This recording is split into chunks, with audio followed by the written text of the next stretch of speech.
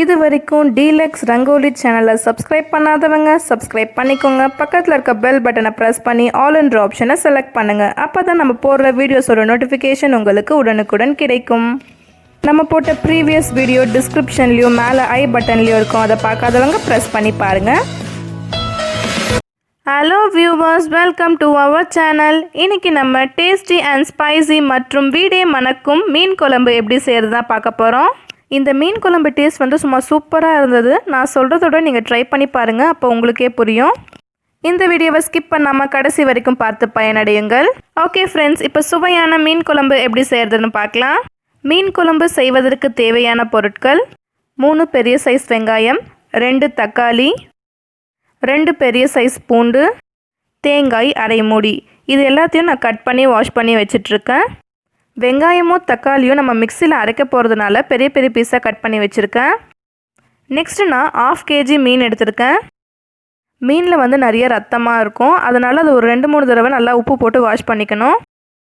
நான் வந்து உப்பு போட்டு ஒரு 3 தடவை நல்லா வாஷ் பண்ணி வச்சிட்ருக்கேன். நெக்ஸ்ட்டு நம்ம மீன் குழம்பு செய்கிறதுக்கு மீன் குழம்பு மசாலா அரைக்க போகிறோம்.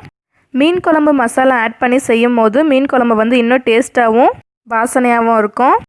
ஓகே ஃப்ரெண்ட்ஸ், இப்போ மீன் குழம்பு மசாலா அரைப்பதற்கு தேவையான பொருட்கள் பார்க்கலாம்.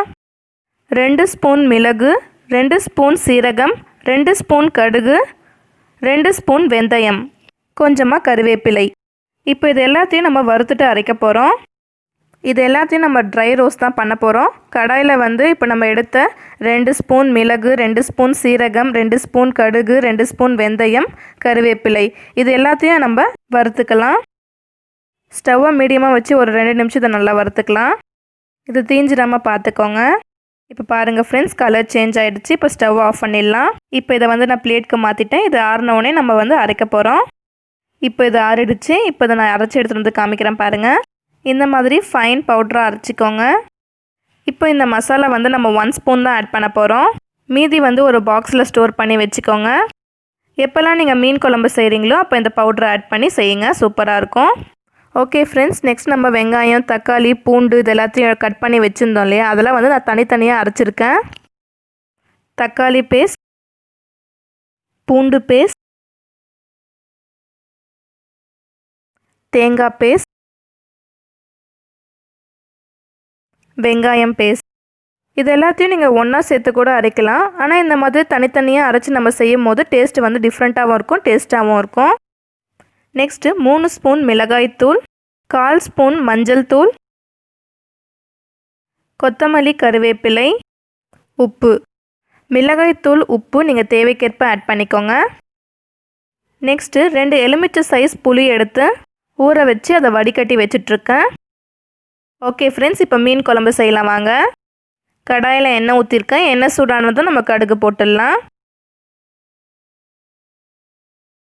இப்போ எண்ணெய் சூடாயிடுச்சு, கடுகு போட்டுடலாம்.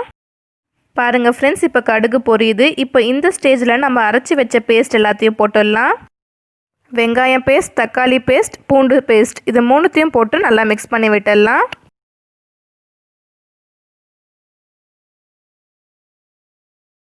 இப்போ 3த்தையும் நல்லா வதக்கியாச்சு.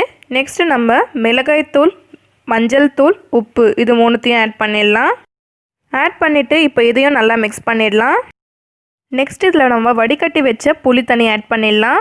இப்போ இது கூடவே நம்ம கொஞ்சமாக தண்ணி ஆட் பண்ணிக்கலாம். ஆட் பண்ணிவிட்டு எல்லாம் நல்லா மிக்ஸ் ஆகிற மாதிரி நல்லா ஒரு தடவை கலக்கி விட்டுருங்க. இப்போ எல்லாம் நல்லா மிக்ஸ் ஆகிடுச்சு. நெக்ஸ்ட் நம்ம தேங்காய் பேஸ்ட் இதில் ஆட் பண்ணிடலாம். இப்போ இதையும் நல்லா மிக்ஸ் பண்ணி விட்டுருங்க. இப்போ எல்லாம் நல்லா மிக்ஸ் பண்ணியாச்சு. இப்போ ஸ்டவ்வை ஃபாஸ்ட்டாக வச்சுக்கோங்க. கொதி வரணும். கொதி வந்ததும் உப்பு காரம்லாம் கரெக்டாக இருக்கான்னு செக் பண்ணிக்கோங்க. பாருங்கள் ஃப்ரெண்ட்ஸ், இப்போ கொதி வருது. உப்பு காரம்லாம் செக் பண்ணிட்டேன், எல்லாம் கரெக்டாக இருக்குது. நெக்ஸ்ட்டு நம்ம இப்போது மீன் குழம்பு மசாலா அரைச்சோம் இல்லையா, அது 1 ஸ்பூன் ஆட் பண்ணுறேன். நீங்களும் இந்த மாதிரி மீன் குழம்பு மசாலா அரைச்சி குழம்பு செஞ்சு பாருங்கள், சூப்பராக இருக்கும் டேஸ்ட்டு. இப்போ மசாலா பவுடர் ஆட் பண்ணிவிட்டு நல்லா மிக்ஸ் பண்ணி விட்டுருங்க. மசாலா நல்லா மிக்ஸ் ஆகட்டும்.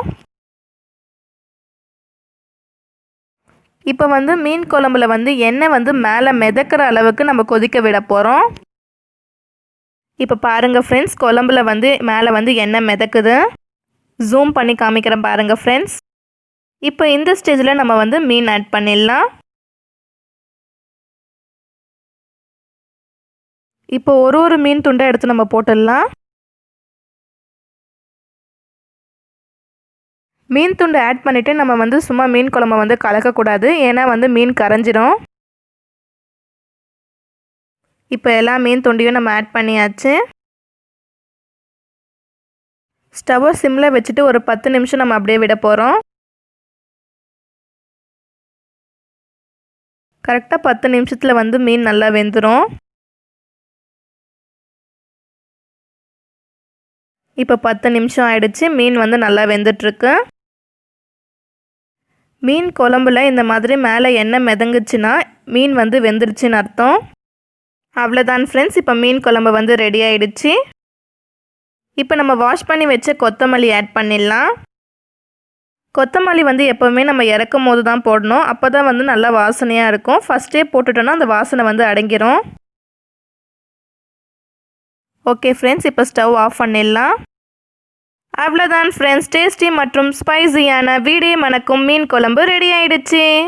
பாருங்கள் ஃப்ரெண்ட்ஸ், இது பார்க்கும் போதே உங்களுக்கு தெரியும் மீன் குழம்பு வந்து எவ்வளோ சூப்பராக ரெடி ஆகிருக்குன்னு. மீன் வந்து குழம்புல நல்லா ஊறினா தான் டேஸ்ட்டாக இருக்கும். அதனால் நீங்கள் மீன் குழம்பு வந்து காத்தால செஞ்சுட்டு அதை நைட் சாப்பிடும் போது டேஸ்ட்டு வந்து வேறு லெவலில் இருக்கும். ஓகே ஃப்ரெண்ட்ஸ், இந்த வீடியோ உங்களுக்கு பிடிச்சிருந்தா லைக் பண்ணுங்கள், ஷேர் பண்ணுங்கள். டீலக்ஸ் ரங்கோலி சேனலை சப்ஸ்கிரைப் பண்ணி பக்கத்தில் இருக்க பெல் பட்டனை ப்ரெஸ் பண்ணுங்கள். அப்போ தான் நம்ம போடுற வீடியோஸோட நோட்டிஃபிகேஷன் உங்களுக்கு உடனுக்குடன் கிடைக்கும். இந்த மீன் குழம்பு ரெசிபியை நீங்களும் ட்ரை பண்ணி பாருங்கள். ட்ரை பண்ணி பார்த்துட்டு உங்களுக்கு எப்படி இருந்துச்சுன்னு கமெண்ட் செக்ஷனில் மறக்காமல் கமெண்ட் பண்ணுங்கள். இப்போ ஸ்க்ரீனில் வர்றது நம்ம ப்ரீவியஸாக போட்ட வீடியோ. இந்த வீடியோ நீங்கள் பார்க்கலன்னா வீடியோவை ப்ரெஸ் பண்ணி பாருங்கள்.